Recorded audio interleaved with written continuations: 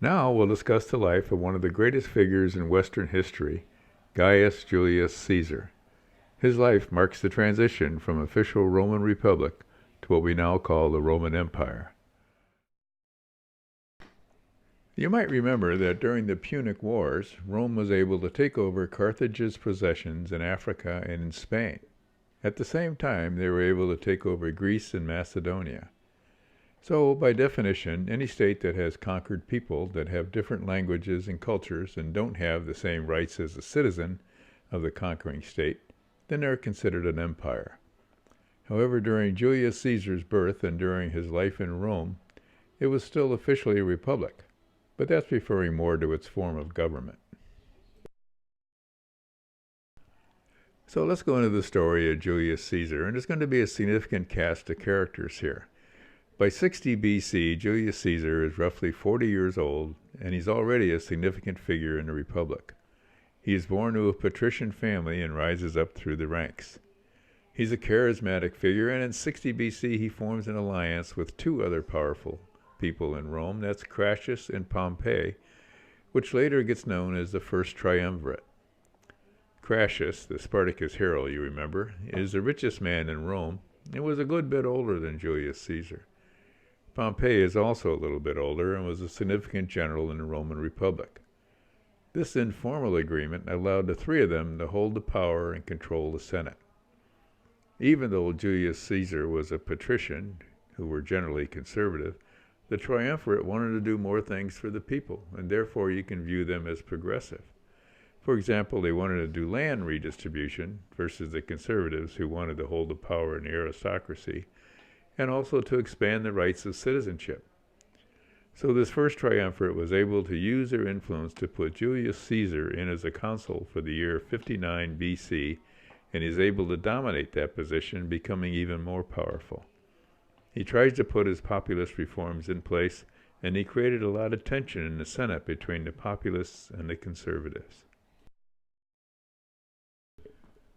After Caesar completes his one-year term as consul, he becomes proconsul, what you might call a military governor, and he's given regions that border Gaul, which would be considered southern France today near the Italian Alps. He uses his position as proconsul to build a powerful army and expand into Gaul to take on the Gallic tribes. The Gauls had never been conquered. They were strong, but they were fragmented. There were many of them, on the order of 300, and they were militarily very sophisticated. In fact, many historians say they were comparable in skill to the Romans, but it is their fragmentation that allowed Julius Caesar to go after them. The Gallic Wars lasted from 58 BC to 52 BC, and they end in Alesia, where Julius Caesar's legions are able to win decisively. He's able then to take all that territory for Rome.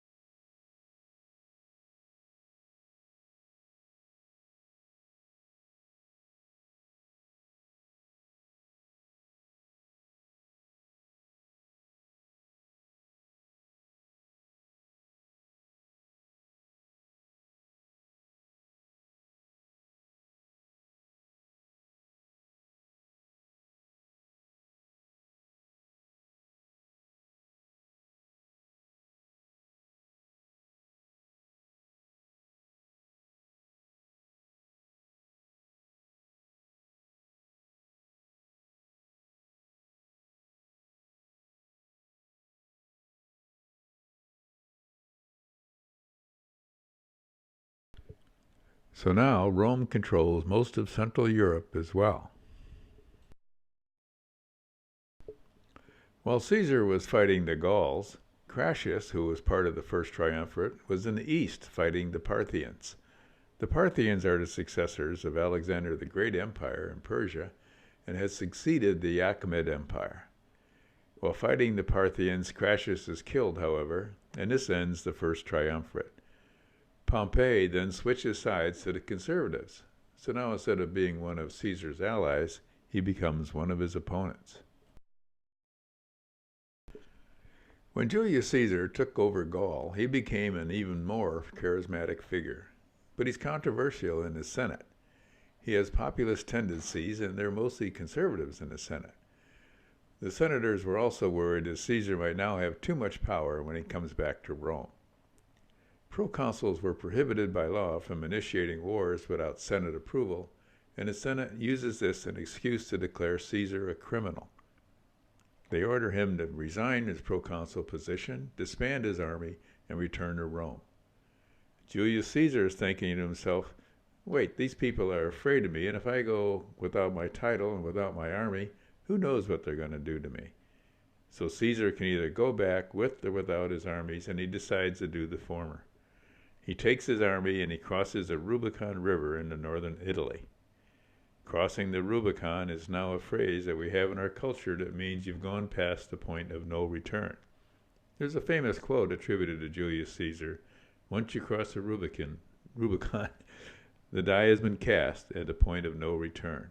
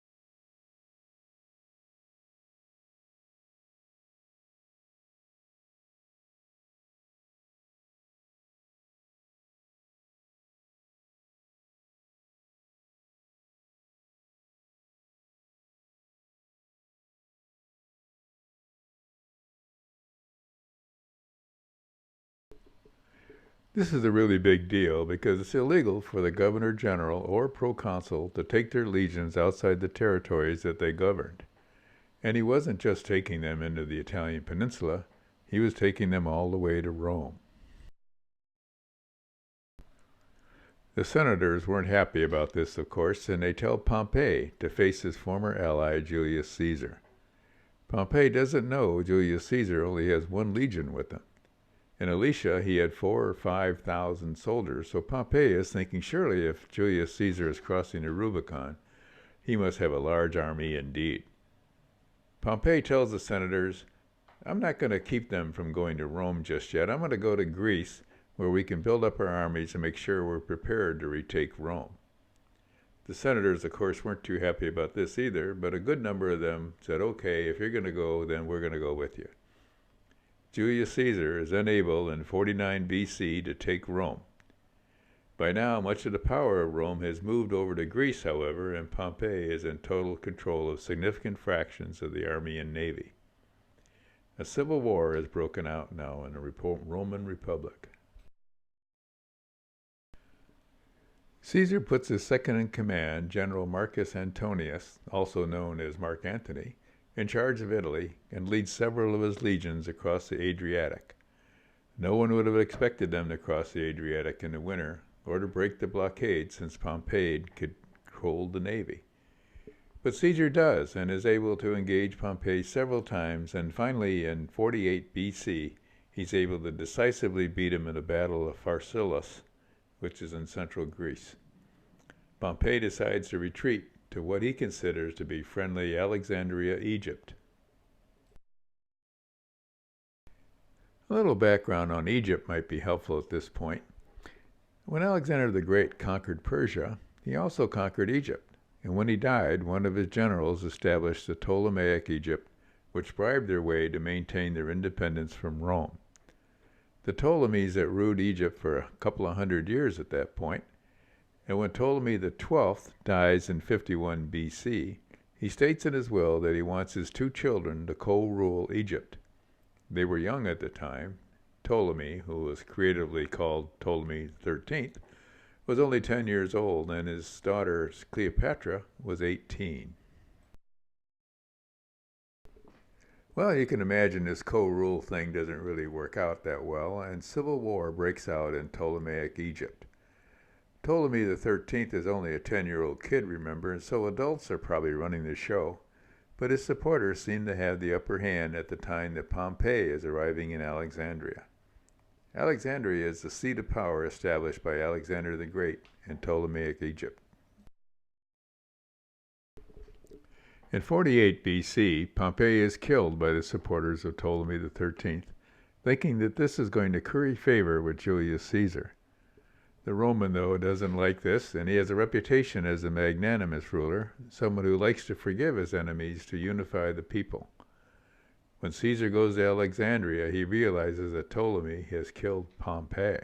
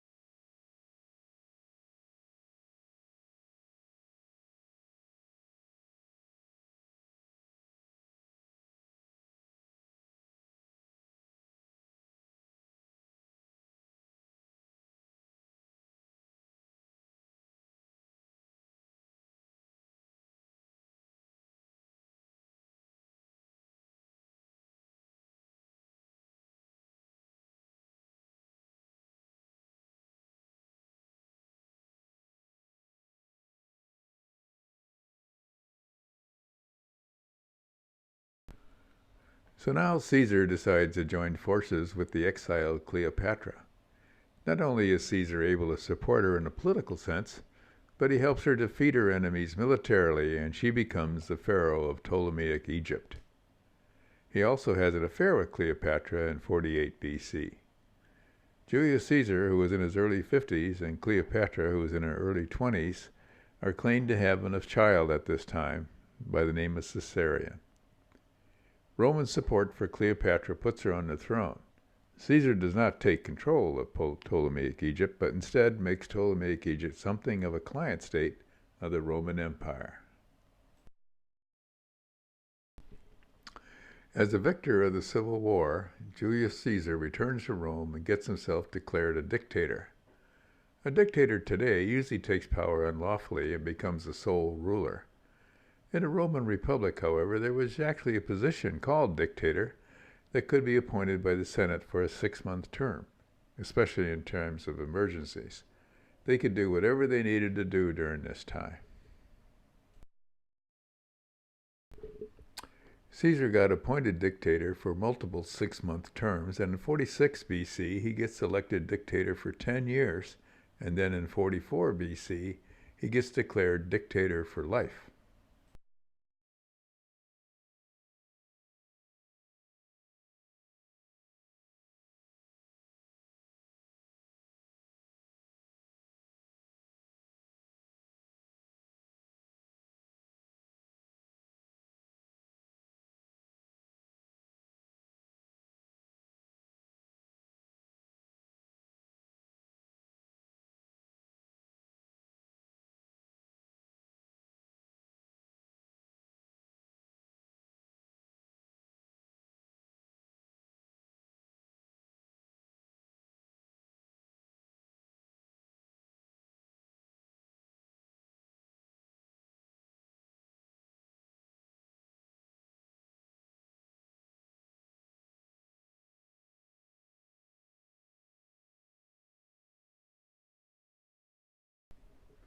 Even though he tried to be somewhat conciliatory, Caesar's enemies were brooding and wondering what they could do to get their power back.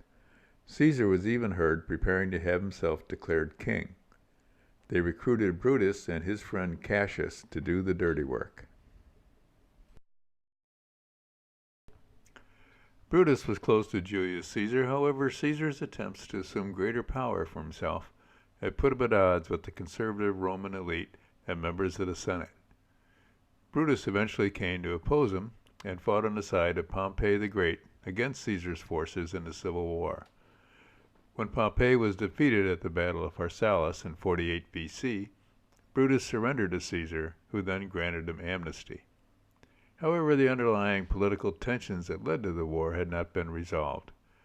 Due to Caesar's power-hungry behavior, several senators calling themselves liberators plotted to assassinate him. They recruited Brutus, who took a leading role in the assassination.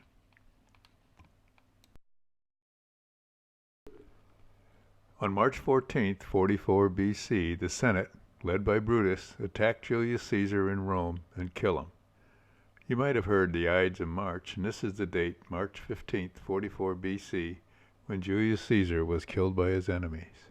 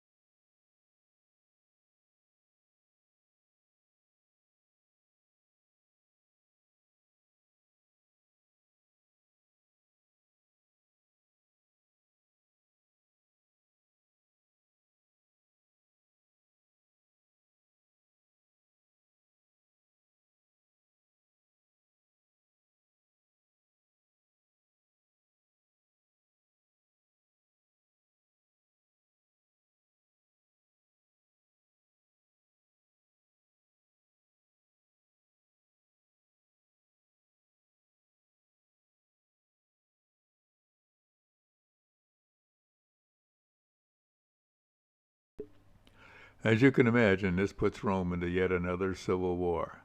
Before we leave Julius Caesar, though, it's worth noting one of his populist reforms that he's well known for, and that's establishing the Julian calendar. The previous Roman calendar was an annual basis, but the Julian calendar got a lot closer to our current Georgian calendar that we still use today. Caesar's reform created a calendar that remained aligned to the sun without any human intervention. So I'll leave you here. In the next segment, we'll talk more about what happened after the assassination.